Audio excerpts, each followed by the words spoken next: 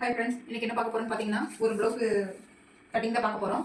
அதுக்காக இப்போ இந்த கரபாகத்தை வந்து இது வந்து கரபாகமாக இருக்குது. இது வந்து நம்ம ரெண்டு ஒன்றா சேர்த்து நம்மளுக்கு ஆப்போசிட்டில் போட்டுக்கலாம். இப்போ நம்ம சைடு வந்து மடிப்பு இருக்கிற மாதிரி போட்டுக்கலாம். போட்டுட்டு கீழே வந்து எக்ஸ்ட்ரா அந்த எச்சு கம்மியாக வரதெல்லாம் வந்து ஸ்கேல் வச்சு நம்ம கோடு போட்டு கட் பண்ணிடலாம்.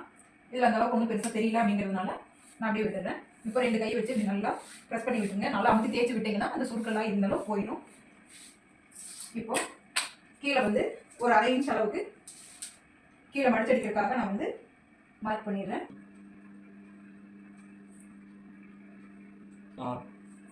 ஸ்கேல் வச்சு இந்த கோடு அப்படியே ஒரு கோடு ஒன்று போட்டு விட்டுலாம்.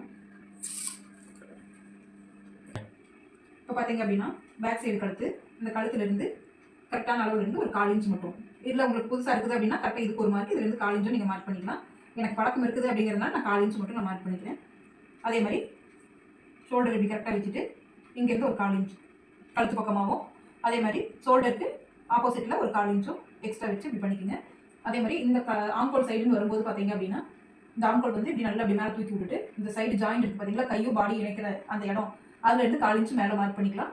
இது வரையிலேருந்து அப்படின்ற ஒரு அடையாளத்துக்காக இப்படி ஒரு கோடு போட்டுக்கலாம். இப்போ இதை நான் எடுத்துடுறேன். எடுத்துட்டு ஒரு ஸ்கேல் வச்சு நம்ம வரைஞ்சிக்கலாம்.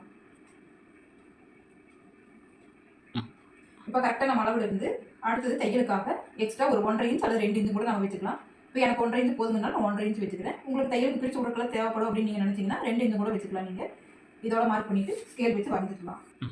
இப்போ இதில் வந்து இப்படி கழுத்து வரைஞ்சிக்கலாம். இப்படியே கரெக்டாக வந்து இப்படி வரைஞ்சிக்கலாம்.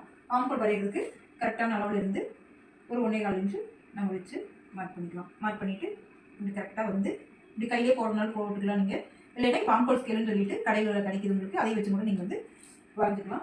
இப்போ இந்த வரைஞ்சது வந்து ஆம்கோல் சைடு நம்மளுக்கு கரெக்டாக இருக்குதா அப்படின்னு செக் பண்ணுறதுக்காக இந்த கையை வந்து இப்படி ரெண்டாக இப்படி மடிச்சுக்கோங்க. மடிச்சுட்டு இப்போ கரெக்டாக 1/4 இன்ச்சு இந்த 1/4 இன்ச்சு கீழே வச்சு இந்த அளவுல இப்படி ஆம்கோல் வரைஞ்சிருக்கிற அளவில் அப்படி நம்ம வச்சு பார்த்தோம் அப்படின்னோம்னா இப்போ இந்த இடம் நம்மளுக்கு வந்து கரெக்டாக இருக்குது. அப்போ நம்ம வரைஞ்சது கரெக்டாக இருக்குது அப்படின்றதுனால நம்ம தைரியமாக கட் பண்ணிக்கலாம். இப்போ கட் பண்ணுறது எப்படின்னு காமிக்கிறேன்.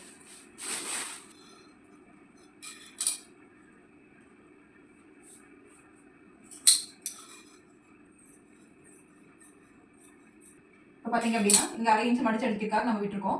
அந்த இடத்துல நம்ம வந்து ஜக்கா ஒன்று பண்ணிக்கலாம். அதே மாதிரி இந்த கரெக்டான அளவுக்கு நம்ம ஒரு ஜக்கா பண்ணிக்கலாம். இப்போ ப்ளவுஸ் வந்து பேக் சைடு நம்ம வந்து கட் பண்ணியாச்சு. பேக் சைடு வந்து கட்டிங் வந்து இப்படி தான் இருக்குது. அடுத்த வீடியோவில் பார்க்கலாம்.